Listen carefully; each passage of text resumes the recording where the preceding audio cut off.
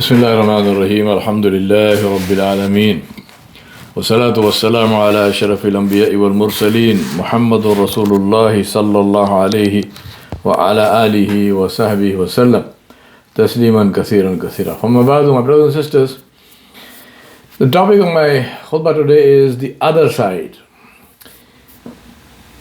We live in a world today where, thanks to what and how news is presented, we have a very dark and dismal and depressing picture of our life and times. That is because only bad news sells. And in a profit-driven world ruled by predatory capitalist barons, nothing which doesn't make money can survive. Everything is evaluated, including human beings, on the basis of what is called net worth, which is how much money do they have. For example, the root cause of our environmental crisis is that when net worth is measured only in dollars, then wood, dead trees, has value, not live trees. So felling a forest makes profit, but leaving it untouched, it represents what is called unexploited opportunity. Having said that, let us see what the reality of our world is by comparing it to what it was 50 years ago. And that is less than one lifespan. I know we like to think of our past in very nostalgic and lovely terms, the good old days. And yes, indeed, there were many things in that which were good and which were, worthy of whatever nostalgia we can feel about that today. But just to give you a comparison basis, take infant mortality, malnutrition, treatment for heart disease, running hot and cold water in the bathroom, in the showers, elevators, televisions, refrigerators, telephones, and 1,000 other conveniences that we take for granted today were either not there or in a very nascent stage, which today you can only see in a museum. My father, before the age of 40, had 3 heart attacks, for which the only treatment was rest. Angioplasty and bypass surgery had not been invented until then. Neither had cataract surgery been invented. In my city, Hyderabad, in India, one of the nobles of the Nizam, Nawab Fakhrul Mulk Bahadur, built a palace. He didn't live in it. It was used only for banquets and royal guests. He built a palace in 1870 which has 600 rooms. 150 of those rooms are furnished with Louis XVI furniture. Today, the cost of Louis XVI chairs ranges from $2,400 to $24,000 for one chair. I'm not saying that Fakhr Mulk Bahadur paid that price, but he still paid a fortune. But that's not the point of my story. The point of my story is to ask you to think about this, that when you are standing in your shower with hot water raining down on your head, adjusted to just the right temperature that you like, reflect on the fact that this wonderful palace, with all its fortune of French furniture, didn't have a shower with hot and cold running water. It also doesn't have air conditioning, which in the summer in Hyderabad, when the temperature goes to 120 degrees Fahrenheit, is useful to have. Remember that money was not the issue. The technology didn't exist. Now go further back in history and look at all the great monarchs and their palaces and the luxury they lived in and all the stories that you hear, and you will realize that some of the most common and essential conveniences we are used to and believed that we can't do without them were not available to those who ruled entire nations. My question is, are we conscious of this? And do we thank Allah subhanahu wa ta'ala for this? I remind myself anew that gratitude is the platform on which happiness runs. We all want to be happy. But how many of us are consciously grateful? Allah subhanahu wa ta'ala began His book with reminding us to be grateful.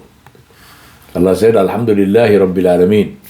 All thanks and all praise is to Allah, the Rabb, the creator, the sustainer, the maintainer, the protector of the Alameen, of the entire universe. We read this ayah in every rakat of every salah. But do we contemplate it and count the number of things we need to thank Allah subhanahu wa ta'ala for? So, let's start right now. Allah subhanahu wa ta'ala said, وَآتَاكُم مِّن كُلِّ مَا سَأَلْتُمُوهُ وَإِن تَعُدُّوا نِعْمَةَ اللَّهِ لَا تُحْصُوهَا إِنَّ الْإِنسَانَ لَظَلُومٌ كَفَّارٌ.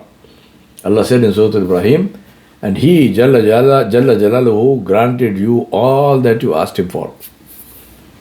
If you try to count, just count. We're not even talking about thanking here, just counting. Allah subhanahu wa ta'ala's blessings, you will never be able to number them. Indeed, humankind is truly unfair and totally ungrateful. I ask Allah to save us from this. Let us not be among the zalumun kaffar. And then again Allah subhanahu wa ta'ala in the same surah, He said, وَإِذْ تَأَذَّنَ رَبُّكُمْ لَإِنْ شَكَرْتُمْ لَأَزِيدَنَّكُمْ وَلَئِنْ كَفَرْتُمْ إِنَّ عَذَابِي لَشَدِيدٌ. Allah said, and when your Rabb proclaimed, if you are grateful, I will certainly increase my blessing, give you more. But if you are ungrateful, surely my punishment is severe. I advise myself and you to make a list of the top 10 things. Actually make a list, sit down, write it with your hand. Top 10 things that we should thank Allah subhanahu wa ta'ala for. And then do that in tahajjud, in sujood. Do this every day and see how your life gets transformed. See how your life gets transformed. Expressing gratitude to Allah subhanahu wa ta'ala is also to express it to those people in your life who Allah subhanahu wa ta'ala sent His blessings to you through. Parents, siblings, children, spouses, teachers, friends, grandchildren, many others. Do we thank them? Do we express our gratitude for what they do for us and how that impacts us? Just think of one of them and imagine life without them. For many of us, we cannot even imagine that. Yet, when they are with us, we take them for granted. Rasulullah ﷺ said about people who are ungrateful in the hadith in Sunan Abi Dawud, عن أبي هريرة رضي الله عنه عن النبي صلى الله عليه وسلم قال لا يشكر الله من لا يشكر الناس. Abu Hurairah radiallahu anhu narrated that Rasulullah sallallahu alaihi wasallam said, whoever does not thank people has not thanked Allah. Rasulullah sallallahu alaihi wasallam didn't tell us to wait until they are dead to thank them or say something good about them. Say it right away.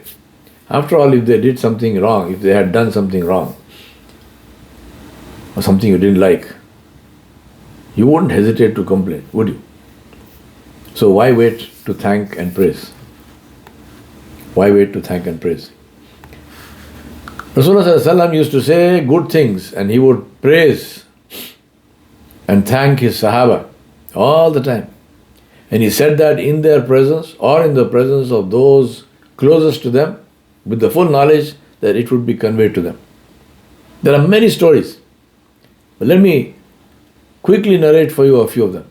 Now imagine how happy Abu Musa al-Ash'ari radiallahu anhu must have felt when he was praying in Masjid al-Nabi al-Sharif alone by himself reciting Quran in Salah, and he felt the presence of somebody standing behind him. When he finished his Salah and he turned around, it was Rasulullah sallallahu alaihi wasallam himself. And Rasulullah sallallahu alaihi wasallam said to him how happy he was to hear him recite the Quran so beautifully. Abu Musa radiallahu anhu said, Ya Rasulullah, if I knew that you were listening, I would have recited even longer. How he must have felt. Imagine how Umar bin al-Khattab radiallahu anhu must have felt when people told him that Rasulullah sallallahu alaihi wasallam had said that when shaitan sees Umar coming down a street, he changes direction and goes down a different street. Imagine how he must have felt. Imagine Usman radiallahu anhu bin Affan radiallahu anhu's pleasure when he was told that Rasulullah sallallahu alaihi wasallam took the bayah on his behalf, what is called Baytur Ridwan in Hudaybiyah. And Allah subhanahu wa ta'ala said about this, لَقَدْ رَضِيَ اللَّهُ عَنِ الْمُؤْمِنِينَ إِذْ يُبَاعِعُونَكَ تَحْتَ الشَّجَرَةِ فَعَلِمَ مَا فِي قُلُوبِهِمْ فَأَنزَلَ السَّكِينَةَ عَلَيْهِمْ وَأَثَابَهُمْ فَتْحًا قَرِيبًا وَمَغَانِمَ كَثِيرَةً يَأْخُذُونَهَا وَكَانَ اللَّهُ عَزِيزًا حَكِيمًا. Allah subhanahu wa ta'ala said, indeed, Allah subhanahu wa ta'ala was pleased with the believers when they pledged allegiance to you, Ya Muhammad sallallahu alaihi wasallam, under the tree. He knew, Jalla Jalaluhu, what was in their hearts. So He sent down serenity and tranquility upon them and rewarded them with a victory at hand, immediate victory.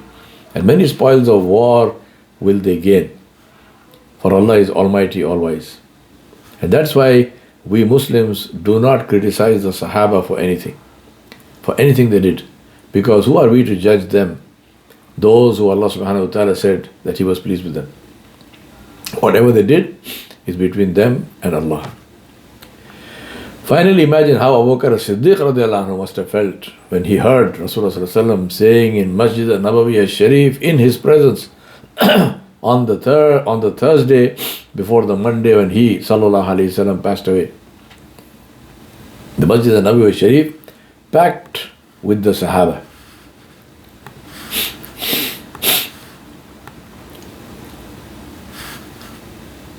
And he sallallahu alaihi wasallam said, Allah subhanahu wa ta'ala is witness that I have fulfilled the rights of everyone and returned everyone's favor except that of Abu Bakr. And Allah subhanahu wa ta'ala will reward Abu Bakr on my behalf. Radiallahu anhu. How he must have felt. There are many more stories about the way Rasulullah sallallahu alaihi wasallam appreciated and encouraged those with him so that they loved him more than anything else and anyone else. The operative question is, what will I do differently starting today?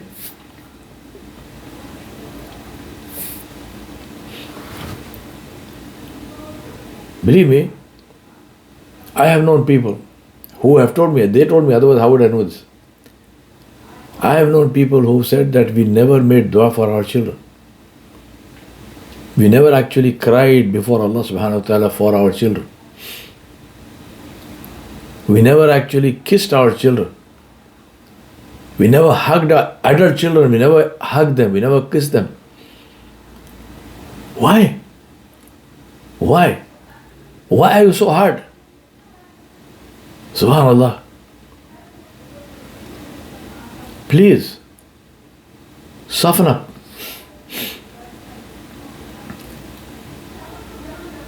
My brothers and sisters, as I said, the operative question is, what will I do differently starting today? The only worthwhile purpose of learning is to apply it. That is what transformed the lives of the Sahaba, what they did, not only what they knew. The Sahaba obeyed Allah subhanahu wa ta'ala's commands without hesitation. They didn't question the command of Allah or the way Rasulullah sallallahu alaihi wasallam taught them to obey that command. They heard and they obeyed. They said, Sam'ana wa ata'na. Ghufranaka rabbana wa ilaykal masir. Forgive us, O Allah, to you is our return. No arguments. No hesitation. We spoke about worldly blessings for which we must express gratitude to Allah subhanahu wa ta'ala and to those people who were instrumental in our receiving them. Now let's see what Allah subhanahu wa ta'ala said about the reward in the Akhirah. Al-Bukhari and Muslim narrated from Ibn Abbas radiallahu anhu that Rasulullah sallallahu alaihi wasallam said, relating from his Rabb Jalla Shanuhu, Allah decreed good deeds and bad deeds. Then he explained that whoever thinks of doing a good deed then does not do it, Allah will write it down as one complete good deed. If he thinks of doing a good deed and then does it, Allah will write it down between 10 and 700 times or many more. If he thinks of doing a bad deed, then he does not do it, Allah will write it down as one complete good deed. And if he thinks of it and then does it, Allah will write it down as one bad deed. Al-Bukhari and Muslim also narrated from Abu Hurairah radiallahu anhu that Rasulullah sallallahu alaihi wasallam said, Allah subhanahu wa ta'ala will forgive my ummah for whatever crosses their mind so long as they do not act upon it or talk about it. Ibn Rajab radiallahu anhu said, these texts refer to 4 matters: the recording of good deeds and bad deeds, and thinking of good deeds and bad deeds. 4 things. Then he said, the third matter, which is thinking of good deeds, it is recorded as one complete good deed even if he does not do it, as it says in the hadith of Ibn Abbas radiallahu anhu and elsewhere. In the hadith of Khuraym bin Fatik radiallahu anhu, it says, if a person thinks of doing a good deed but then does not do it, and Allah subhanahu wa ta'ala knows that he thought of it and was keen to do it, he records for him one good deed. And this is in Musnad Imam Ahmad. This indicates that what is meant by thinking of here is the determination and resolve that are present when one is keen to do an action. Not merely a passing thought that is not accompanied by any resolve or determination. Abu Darda al-Ansari radiallahu anhu, he said that if a person, for example, goes to bed intending to pray during the night in Qiyam, he went to bed intending to wake up for tahajjud, but he sleep overtakes him until morning, what he intended to do will be recorded for him. So we ask Allah subhanahu wa ta'ala to make tahajjud easy for us and to bless us with tahajjud. It was narrated that Sayyid bin Musayyib radiallahu anhu said, if a person thinks of fasting or praying, going for Hajj or Umrah and so on, but he is prevented from doing that, Allah will grant him the reward of what he intended.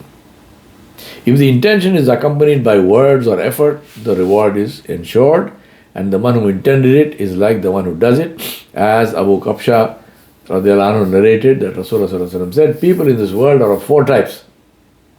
A person to whom Allah grants wealth and knowledge, so he fears his Rabb Jalla Jalaluhu with regard to it, meaning that he spends the knowledge, uses that knowledge and spends that wealth only in things which please Allah subhanahu wa ta'ala. He upholds his ties of kinship with it and acknowledges the rights of Allah subhanahu wa ta'ala concerning it, meaning that he spends it only where Allah has decreed, and he is of the highest status. The second is a person to whom Allah subhanahu wa ta'ala grants knowledge, but he does not grant him wealth. So he is sincere in his intention and he says, if I had wealth, I would do the same as the first one, so and so. And he will then be rewarded according to his intention, and their reward will be the same. Number 3, the third type, is a person to whom Allah subhanahu wa ta'ala grants wealth, but he does not grant him knowledge. So he squanders his wealth without knowledge. He does not fear his Rabb concerning it, meaning he uses it for halal, haram, everything. He does not uphold his ties of kinship with it, and he does not acknowledge the rights of Allah subhanahu wa ta'ala concerning it, meaning he is disobedient with it. He is of the worst status. And the 4th type is a person to whom Allah does not grant either wealth or knowledge. So he says, if I had wealth, I would do the same as so and so. He will be requited and rewarded according to his intention, and their burden of sin will be the same. Now the phrase, their reward will be the same, means that they are equal regarding the basic reward for the action, not regarding the multiplication of that reward. So if a person actually does something, he will get between 10 to 700 and more, but a person just intends and it is written for him, he gets only 1. The multiplication of the reward is only for the one who does a deed, not the one who intends it but does not do it. But the one who intends it and he could not do it for circumstances beyond his control, he will still get the reward of the good deed. Or in the case of evil, the evil deed.